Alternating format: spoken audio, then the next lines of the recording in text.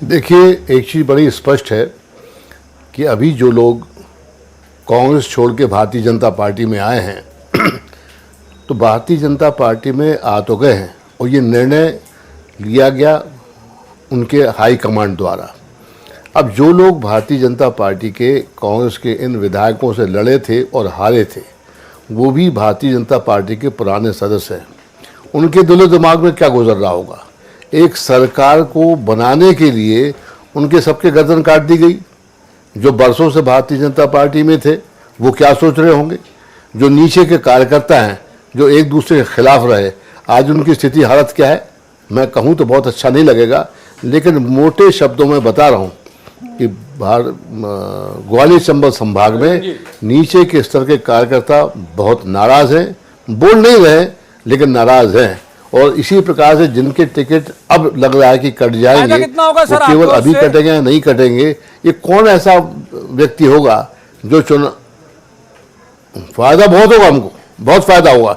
आज की तारीख में भारतीय जनता पार्टी को दिक्कत परेशानी, अभी मेरे पूर्व साथी ने कहा कि मंत्रिमंडल का विस्तार क्यों नहीं हो पा रहा है। बात बड़ी स्पष्ट है कि अगर मंत्रिमंडल का विस्तार हो गया तो भारतीय जनता पार्टी के अंदर दिक्कत कहीं ज्यादा जाएगी। जाऊंगा अभी तो इसलिए मैं समझता हूँ कि भारतीय जनता पार्टी के अंदर दिक्कत कहीं ज्यादा। मनीष दीक्षित वरिष्ठ पत्रकार है। पंकज जी, मनीष जी का एक बार रुख कर लेता हूँ। मनीष जी ये जो तर्क दे रहे हैं बालेंदु जी, ये एप्लीकेबल होगा उस इलाके में आपको लगता है? क्योंकि वहां पर ये बात सही है कि असहज तो बहुत सारे लोग हैं। नरेंद्र सिंह तोमर साहब भी होंगे, जाहिर सी बात है, प्रभात झा जी भी होंगे, जयवान सिंह पवैया साहब भी होंगे।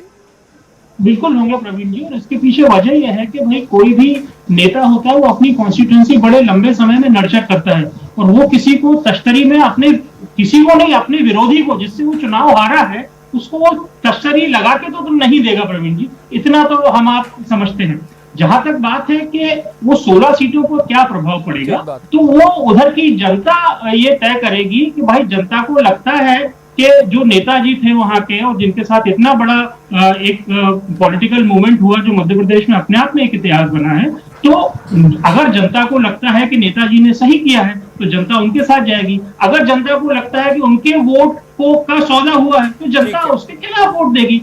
एक बात और जोड़ना चाहूंगा मैं, कांग्रेस के दो तीन बड़े नेता जाना चाह रहा था पंकज चतुर्वेदी जी के पास, लेकिन वक्त जो है वो हमको इससे ज्यादा चर्चा की इजाजत नहीं देता। बहुत शुक्रिया मनीष जी आपका, बालेंदु जी आपका, पंकज जी आपका। लेकिन इस पूरी चर्चा का निचोड़ यही है कि इलेक्शन आने तो दीजिए, चाहे वो राज्यसभा के हों, उसके बाद उपचुनाव हो, मंत्रिमंडल विस्तार होने तो दीजिए।